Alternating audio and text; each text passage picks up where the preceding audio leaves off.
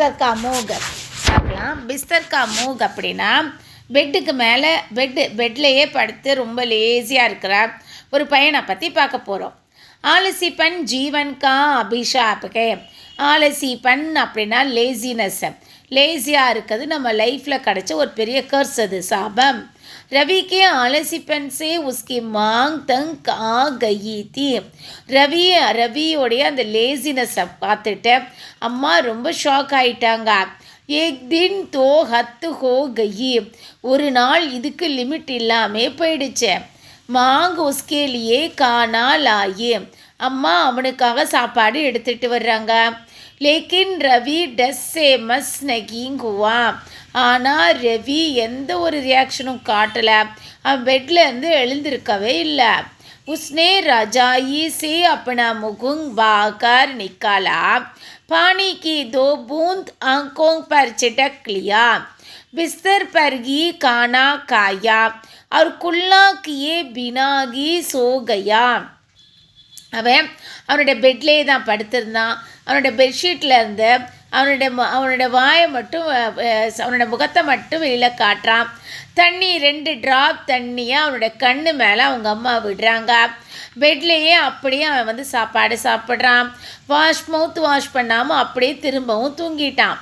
दिन के बाद शाम हुई और फिर रात भी हो गई. டே ஃபுல்லாக இப்படியே தான் பண்ணான். பெட்டை விட்டு எந்திரிக்கவே இல்லை. நைட்டும் வந்துடுச்சு. ராத்துக்கா போஜன் பன் சுக்காத்தா. நைட்டு டின்னரும் அவன் இதே மாதிரி தான் சாப்பிட்டான். மாங்னே ஆவாஸ் லகாயி. ரவி ரவி ஓ ரவி கானா காலோ.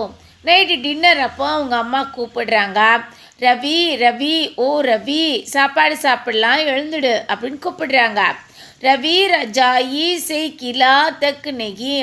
ஆனால் அவன் பெட்டை விட்டு பெட்ஷீட்டை விட்டு கூட எழுந்திருக்கல.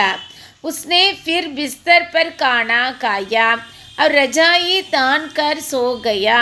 பெட்லேயே அப்படியே உட்காந்து சாப்பாடு சாப்பிட்டான். அப்புறம் திரும்பி மறுபடியும் அப்படியே படுத்து தூங்கிட்டான்.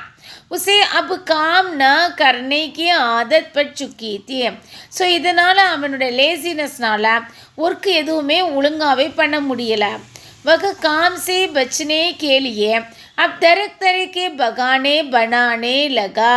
இப்போ அவனுடைய ஒர்க்கில் அவன் பண்ணுறதுலேருந்து எஸ்கேப் ஆகிறதுக்காக விதவிதமாக பொய் சொல்ல ஆரம்பிச்சிட்டான். கபி பேட் தர்த் புகார் சிர் தர்த் ஆத்தி. சில நேரம் அவன் ஸ்டொமக் பெயின்னு சொல்லுவான், சில நேரம் ஃபீவர்னு சொல்லுவான், சில டைம் ஹெட்டேக்னு சொல்லுவான். நான் ஜானே கித்தனே தினோं से ब्रश भी नहीं किया और न ही नहाया. யாருக்குமே தெரியல அவன் எத்தனை நாள் ப்ரஷ் கூட பண்ணலை, எத்தனை நாள் குளிக்கவே இல்லை அப்படின்னு சொல்லிட்டு யாருக்குமே தெரியல. ஜிஸ்கே காரன் दांत में पीलापन और मुंह से बदबू आने लगी थी. ஸோ இந்த ரீசன்னால் அவனோட மவுத் அந்த டீத் இருக்கு இல்லையா, டீத் எல்லாம் எல்லோ கலராக ஆகிடுச்சு. அவனோட மவுத்துலேருந்து ரொம்ப பேட் ஸ்மெல் வர ஆரம்பிச்சிருச்சு. ஏக் தின் அச்சானக் வக பீமார் பட்டு கையா. ஒரு நாள் சடனாக அவனுக்கு ரொம்ப உடம்பு சரியில்லை. மாங்னே துரந்த் டாக்டர் கோ புலாயா. அம்மா வேகமாக டாக்டரை கூப்பிட்டாங்க. டாக்டர் சாஹப்னே ஆத்தே ஹி உசே தேக்கா ஒரு சமஜ் கையே. டாக்டர் சார் வந்தார், அவனை பார்த்தாரு, அப்புறம் புரிஞ்சுக்கிட்டாரு. உன்ஹோனே உஸ்கி மாங் சே ககா இசே மேரே கிளினிக் மேங்லே ஆயியே. அப்புறம் அவங்க அம்மா கிட்ட சொன்னார், நான் இவனை சீக்கிரமாக ஹாஸ்பிட்டலுக்கு கூட்டிகிட்டு போகணும் அப்படின்னு சொல்கிறாரு. மாங்னே பூச்சா அம்மா கேட்டாங்க, இசே கியா ஹுவா ஹே, உனக்கு என்ன ஆச்சு, என்ன ப்ராப்ளம் அப்படின்னு கேட்காங்க. டாக்டர் சாஹப் நே ககா பதா நஹி சாயத் இஸ்கா பச்சனா முஷ்கில் ஹே. டாக்டர் சார் உடனே சொல்கிறாரு, இப்போதைக்கு எதுவும் சொல்ல முடியலை, ஸோ ஆனால் இவனை சேவ் பண்ணுறது ரொம்ப கஷ்டம் அப்படின்னு சொல்கிறாரு. எக சுன்தேகி ரவி பிஸ்தர் பர் உச்சல் படா. அதை கேட்ட உடனே அவனோட உயிருக்கு ஆபத்து அப்படின்னு கேட்ட உடனே வேகமாக அவனோட பெட்லேருந்து உட்காந்துட்டான். சார் முஜே பச்சாலோ, முஜே மர்னா நகி ஹே. சார் என்னையை காப்பாற்றுங்க, என்னை சேவ் பண்ணுங்க, நான் இறக்கணும், நான் டை ஆகணும்னு எனக்கு ஆசை இல்லை, நான் விரும்பலை அப்படின்னு சொல்கிறான். டாக்டர் சேகனே கக்கா டாக்டர் சார் சொல்கிறாரு, ठीक है उसे पहले लेकर आइए. लेकिन नहा धुला कर लेना. ஓகே, நான் உன்னை ஹாஸ்பிட்டல் அட்மிட் பண்ணுறேன், ஆனால் ஃபஸ்ட்டு நீ நல்லா ப்ரஷ் பண்ணிவிட்டு குளிச்சுட்டு தான் வரணும் அப்படின்னு சொல்கிறாரு. दूसरे दिन सुबह रवि तैयार होकर क्लिनिक पहुंचा. நெக்ஸ்ட் டே ரவி ரொம்ப சீக்கிரமாக மார்னிங் எழும்பிட்டான், ரெடி ஆகிட்டான், கிளினிக்கு போகிறான். டாக்டர் சாஹப் லான் விங் டகல் ரகேத்தே. டாக்டர் சாரோடைய அந்த லானில் வந்து இங்கே அங்கே நடந்துகிட்ருக்கிறான். டாக்டர் ने रवि को आज जाने के लिए कहा. டாக்டர் வந்து இன்னைக்கு நீ வீட்டுக்கு போகலாம் அப்படின்னு சொல்லிட்டார் ரவியா. रवि ने पूछा, सर दवा देंगे क्या? नहीं, आज मैं शहर जाकर दवा ले आऊँगा, सो तुम कल जाना. டாக்டர் ரவி வந்து கேட்டான், சார் நீங்கள் எனக்கு எந்த ஒரு டேப்லெட்ஸ் மெடிசின்ஸ் கொடுக்கலையே அப்படின்னு சொல்லி கேட்குறான். டாக்டர் சொல்கிறாரு, இல்லை நான் இன்றைக்கி தான் சிட்டிக்கு போகிறேன், அங்கே தான் மெடிசின்ஸ் எடுத்துகிட்டு வரணும், ஆனால் நீ இன்றைக்கி போயிட்டு நாளைக்கு வா அப்படின்னு சொல்கிறாரு. டாக்டர் ने कहा, ரவி கல் ஃபிர் சுப கிளினிக் பகுஞ்சு கையா.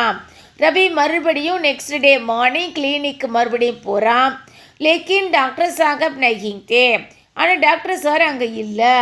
इसी प्रकार 8 दिनों तक वह सुबह आता और किसी न कारण से बिना दवा के घर चला जाता.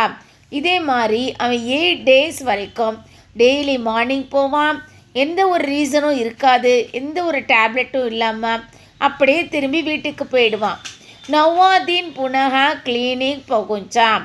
9th டே மறுபடியும் அவன் கிளினிக்கு போகிறான்.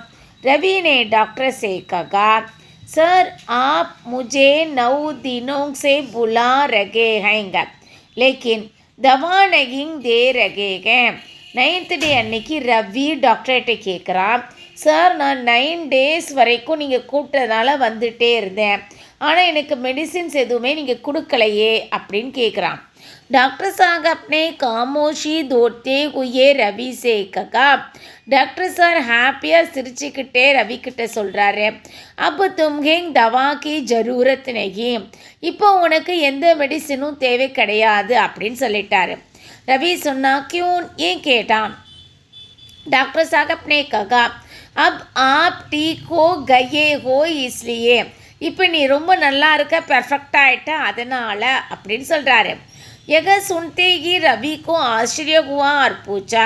அது கேட்டு ரவிக்கு ரொம்ப ஆச்சரியமாயிடுச்சு. அப்புறம் அவன் கேட்டான், आपने दवा भी नहीं दी और मैं ठीक हो गया कैसे? நீங்கள் எனக்கு எந்த ஒரு டேப்லெட்டும் கொடுக்கல, ஆனால் எனக்கு உடம்பு சரியாயிடுச்சு எப்படி அப்படின்னு கேட்டான். டாக்டர் சாஹப், आप जो हर दिन सुबह सुबह नहा धोकर आते थे और समय पर खान पान करते हैं. டாக்டர் சார் சொல்கிறாரு, இப்போ எல்லாம் நீ டெய்லி மார்னிங் சீக்கிரமாக எழுந்துடுற, நீயே உன்னுடைய ப்ரஷ் பண்ணிக்கிற, குளிக்கிற, கரெக்ட் டயத்துக்கு குளிக்கிற, கரெக்ட் டயத்துக்கு ஃபுட் எடுத்துக்கிற, எகி காரன் கைன்கி தும் டீக் ஹோ கயே, இந்த ரீசனால் தான் நீ வந்து உனக்கு உடம்பு சரியாயிடுச்சு. தும்கை கொய் பீமாரி நகி ஹே, உனக்கு எந்த ஒரு டிசீஸும் கிடையாது, கேவல் தும்ஹாரா ஆலசியப்பன்க, இது வெறும் உன்னுடைய லேசினஸ் மட்டும்தான் அப்படின்னு சொல்கிறாரு டாக்டர்.